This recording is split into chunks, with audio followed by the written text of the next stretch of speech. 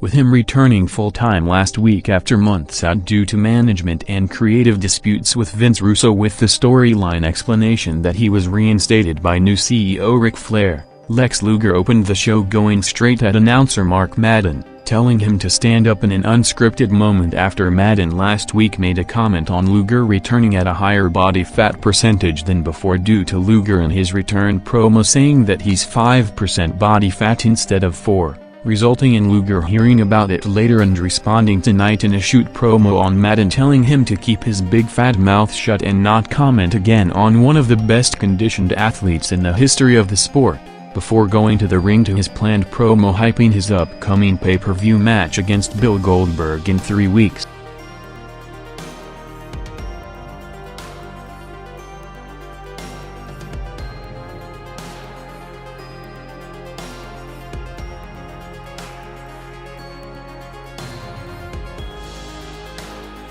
With talks of the deal cooling off significantly in the past week, a reliable source from the broadcasting and cable website quoted Linda McMahon with official confirmation that negotiations between the WWF and Time Warner broke down after they could not agree on several issues, from the price of the WCW name brand to the 4 primetime hours of television, with Vince McMahon as late as just a few days ago at the company's entry event to the New York Stock Exchange confirmed the talks are still going on despite the company's exclusive TV deal with Viacom, with the recent news again putting Eric Bischoff as the favorite to take over the company in a deal that will involve Hulk Hogan and likely Randy Savage.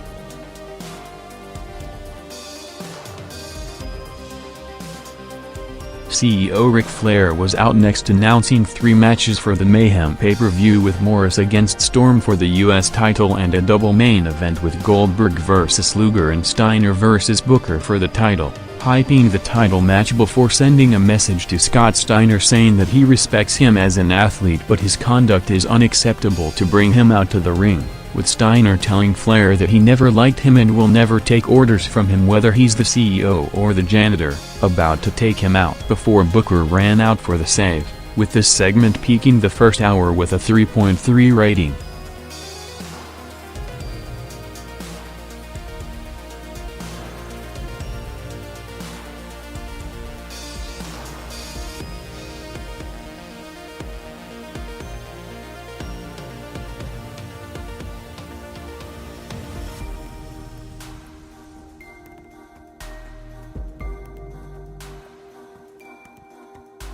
With Flair hyping another return after reinstating Luger last week, a minute from the top of the hour Dallas Page made his TV return to a massive ovation from the Chicago crowd, saying that everything that happened in the company in the past year made him uncharacteristically negative, but now as a shoot after hearing the pop from the crowd he's ready to be back and have fun again, bringing out Bagwell Cat and Rick Steiner in a brawl with participants from TV show Battle Dome in the front row, opening the first opposed quarter with a 2.2 rating.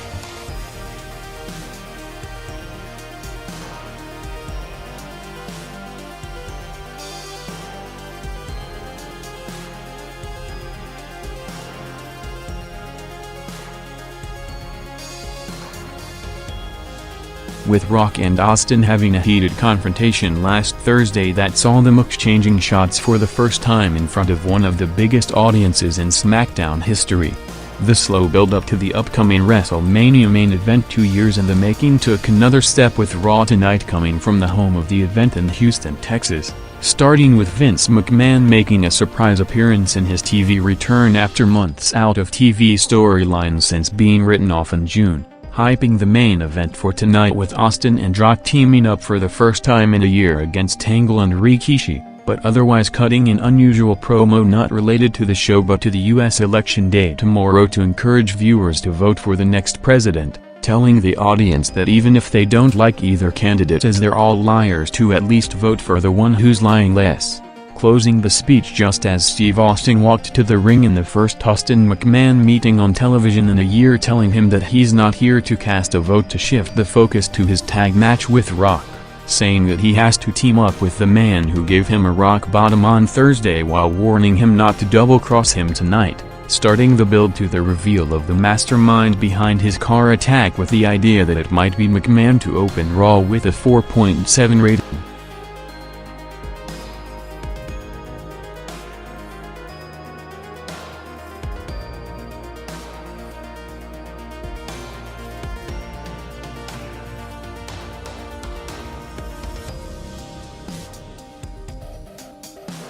After usually big drops in the second quarter, Nitro maintained pretty much its entire audience for 45 minutes in the second hour. First by featuring a Steiner and Jarrett vs Sting and Bagwell tag match going 6 minutes, along with the start of a Morris vs Wright US title match, while Raw with the continuation of the McMahon-Austin opening segment with Kurt Angle and Stephanie coming out picked up another 800,000 viewers to a 5.3 rating. Ending up with Austin laying out Angle with a stunner, followed by Taker's in-ring TV return in a match against Val Venis going 5 minutes, with Taker going over while paying tribute to one of his closest friends in the business with him wearing a Yokozuna shirt during the match.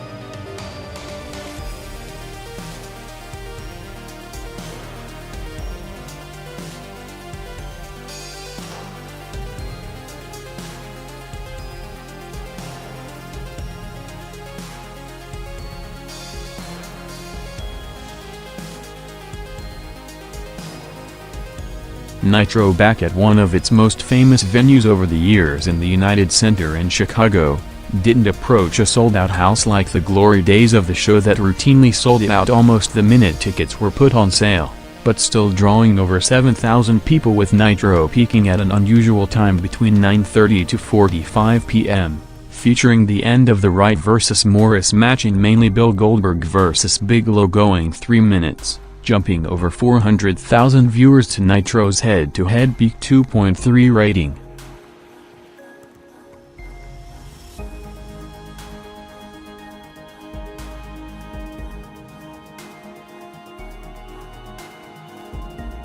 With Raw coming from the Compaq Center in Houston, Texas in front of a sellout 13,000, the crew will remain in Houston for the next 2 days, with a big press conference set for Wednesday with the McMahons and every top name in the company set to attend the event, announcing that tickets for WrestleMania 17 in the Houston Astrodome go on sale on Saturday, with expectations of all gate records being shattered in the company's first stadium WrestleMania in almost a decade, and after countless TV tapings and house shows, the first Stadium Mania in the current boom period.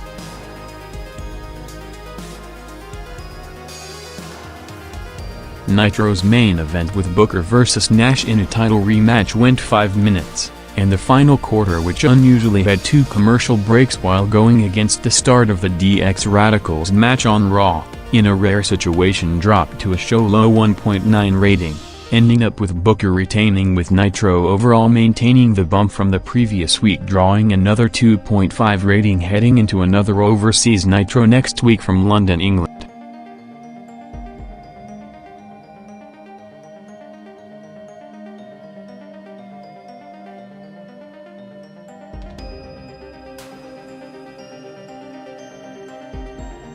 After recruiting the group minutes earlier, Raw's lead-in segment to the top of the hour, which in the past month continuing to be a more important segment for Raw by the week due to the lead-in viewership that watches Nitro, is mostly now a loyal core audience that's not going to switch to the WWF unless it had a major attraction, saw the reunion of DX for one night for the first time since February, and outside X-Pac the entire second version in the ring as babyfaces for the first time since early '99, facing the full Radicalz group in a 4-on-4 tag match going 5 minutes, with Triple H, who was reportedly injured last night in a match against Kane, only tagging in for the finish, with him working the show due to being scheduled for a major angle coming up, with the DX Radicalz match in the first unopposed quarter gaining over 400,000 viewers to a quarter-high 5.5 rating.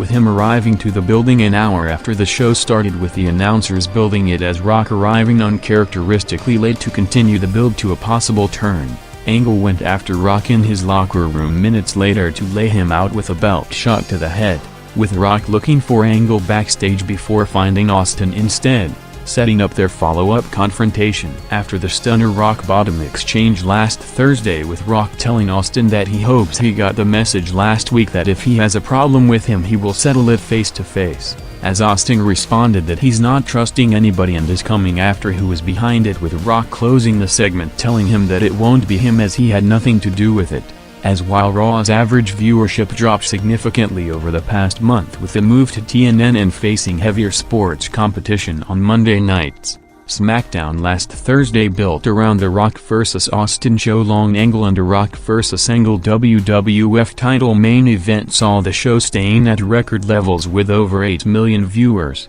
peaking at over 9.2 million viewers for the Rock Angle main event, with SmackDown overall now for the first time consistently outdrawing Raw by a big margin, with the gap reaching around 2 million viewers in the past week to make them both have equal billing from the company as the A shows, and with Rock now scheduled to only work TV tapings and pay-per-views after being taken off house shows for the rest of the year. Austin was booked to fill the void, with him being the only performer on the roster to appear on both house shows yesterday, with the company running 2 events with split crews in New Mexico and San Antonio, which saw Austin wrestling the first one in the afternoon in a tag match with Jericho against Rikishi and Val Venis before being flown to the second one in the evening to have a promo segment during the show.